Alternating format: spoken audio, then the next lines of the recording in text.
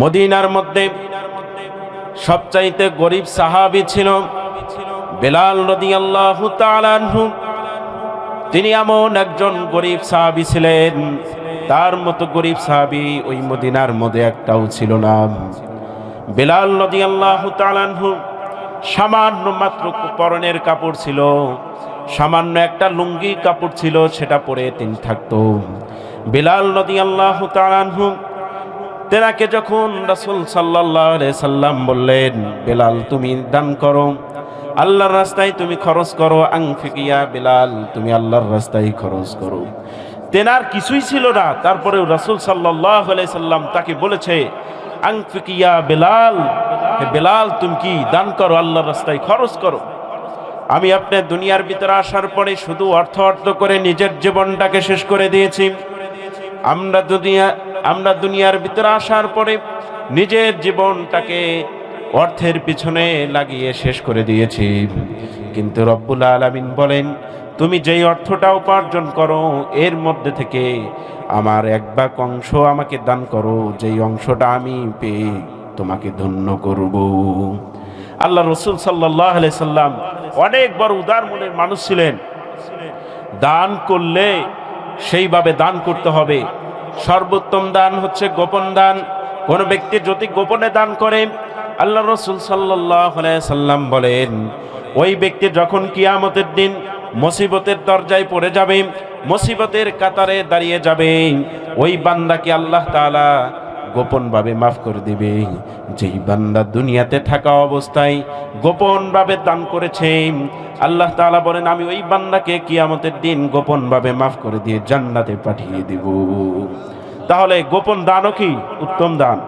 এরপরে কি কোনো ব্যক্তি যদি প্রকাশ্যেও দান করে, সে যদি মন থেকে করে, তাহলে কি সে দানটাও কি আল্লাহ তাআলা উত্তম হিসাবেই নিয়ে নেবে। আমি আপনার জান্নাতে যাওয়ার জন্য 5 ওয়াক্ত বেন্ডে নামাজ পড়ি, সুদ খাই, হারাম টাকা উপার্জন করি, কিন্তু দেখা যায় আজকের সমাজে আমাদের মধ্যে বেশি হারাম টাকার উপার্জন বেশি, সুদের ভিতরে আমি আপনি জর্জরিত, নিজেকে করে ফেলেছি জর্জরিত, এবং অন্যকেও করার চেষ্টা করি। আমাদের সমাজের মধ্যে যেই পরিবেশটা গঠিত হয়েছে, এই পরিবেশটা অনেক কঠিন হয়ে গেছে। কেউ সুদ খেতে ভয় পায় না।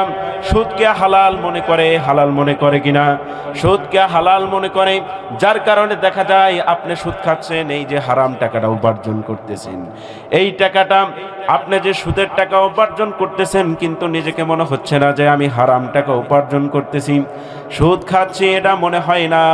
আজকের সমাজের মানুষ এত নিকৃষ্ট হয়ে গেছে, কোনটা হালাল কোনটা হারাম উভয়টা জড়ায়া নিয়ে নিজের শরীরে বক্ষণ করতেছে।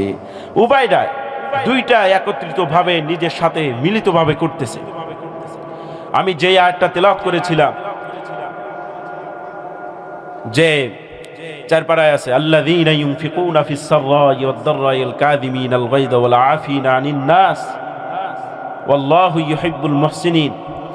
আল্লাহ তাআলা বলেন, আমার বান্দা যারা সচ্ছল অসচ্ছল উভয় অবস্থায়, টাকা পয়সা কম থাকলেও বেশি থাকলেও উভয় অবস্থায় যারা দান করে, মুত্তাকি বান্দা যারা, তারা সব সময় দান করে, তারা সচ্ছল অসচ্ছল উভয় অবস্থায় দান করে। মুত্তাকি বান্দা তারাই যারা কঠিনেও থাকবে, অর্থাৎ অভাব অনটনেও থাকবে, সেই অবস্থায় আমাকেও স্মরণ করবে। আবার যখন সে আল্লাহ তাআলা তার পজিশনটা একটু ভালো রাখবে, সে অবস্থায় কেউ সে দান করবে।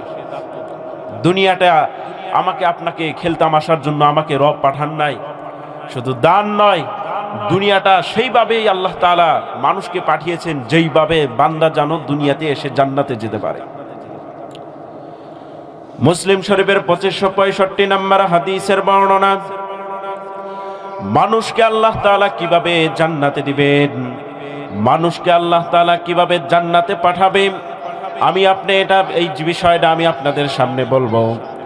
قال رسول الله صلى الله عليه وسلم تفتح أبواب الجنة يوم الاثنين ويوم الخميس।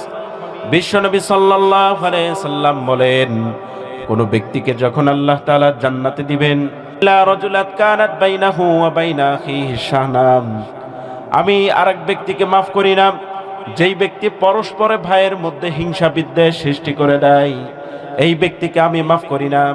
ফায়ুকালু আনজিরু হাযাইনি হাত্তা ইয়াসতালিহা, যতক্ষণ পর্যন্ত এই ভাই পরস্পরে মীমাংসা না করে নাই, পরস্পরের মধ্যে মিটমাট না করে নিবে, ততক্ষণ পর্যন্ত আল্লাহ তাআলা এই ব্যক্তিকেও মাফ করে না।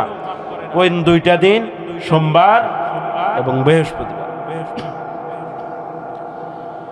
সোমবার এবং বৃহস্পতিবার আমি আপনি জানলাম সাপ্তাহিক দিনগুলোর মধ্যে থেকে দুইটা দিন রব বান্দাদেরকে মাফ করে দেন।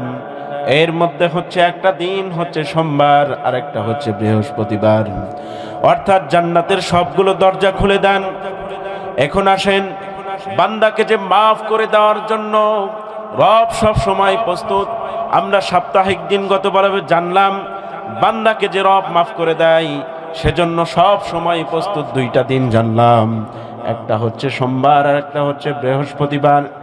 এখন আসেন, রব যে সব সময় বান্দাকে মাফ করে দেওয়ার জন্য বান্দাকে ডাকতে থাকে, ওগো আমার বান্দা তুমি সব সময় আমাকে স্মরণ করো। আল্লাহ রব্বুল আলামিন সব সময় ডাকতে থাকে। কোন সময় ডাকে জানেন? প্রত্যেক দিন রাতে যখন বান্দা ঘুমান্ত অবস্থায় থাকে, প্রচন্ড শীতের মধ্যে ঘুমান্ত অবস্থায় থাকে, রব বলে, কে আছো? কোন বান্দা আছো? আমাকে ডাকো, আমি তোমার চাহিদা পূরণ করে দেব। আমার কাছে চাইতে থাকো, আমি রব তোমাকে সেই চাহিদা পূরণ করে দেব। রব বলে যে, কে আছো? আমার কাছে চাও। তুমি অভাব অনটনে আসো, আমার কাছে চাও, আমি রব তোমাকে দিয়ে দেব। তুমি রোগ বালা মুসিবতে আসো, তুমি আমার কাছে চাও, আমি তোমাকে দিয়ে দেব। আল্লাহ তাআলা একের পর এক ডাকতে থাকে বান্দাদেরকে।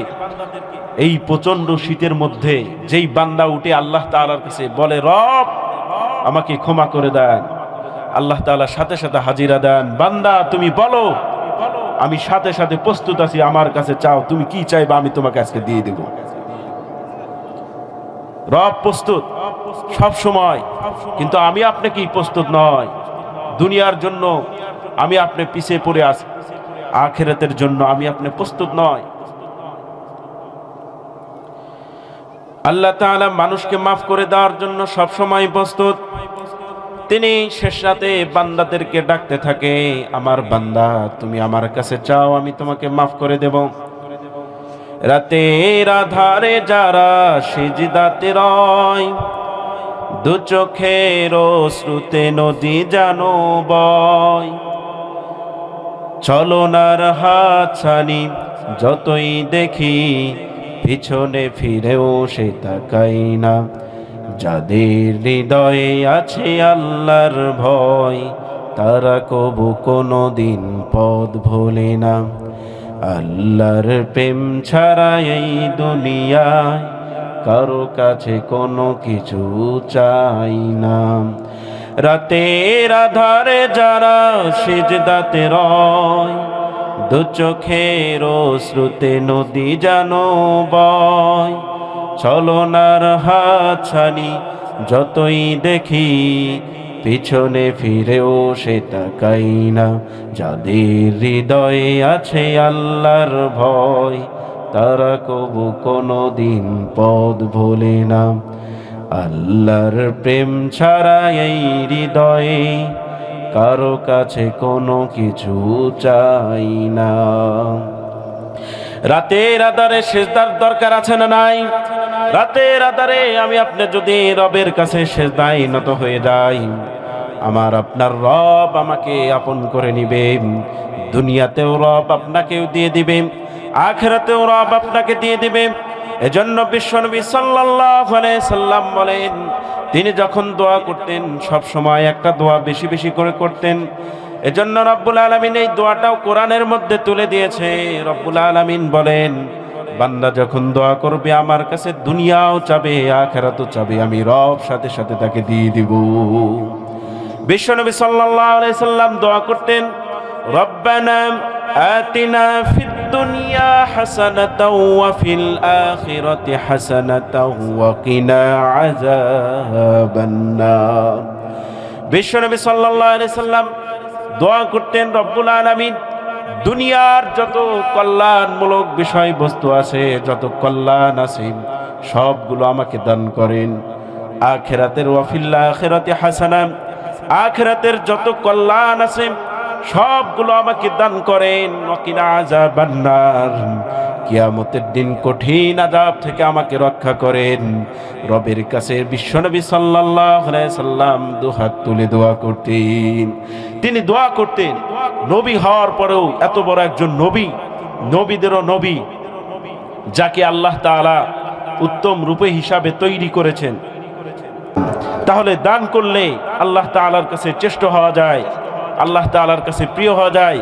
সহিহ আত-তারগীব আত-তারহিবের এই হাদিস থেকে আমরা জানলাম, কোন ব্যক্তি যদি 2663 নম্বর হাদিস থেকে জানলাম যে কোন ব্যক্তি যদি দান করে, কোন ব্যক্তি যদি দান করে, বেশি বেশি দান করে, তাহলে সে রবের কাছে চেষ্ট হয়ে যায়।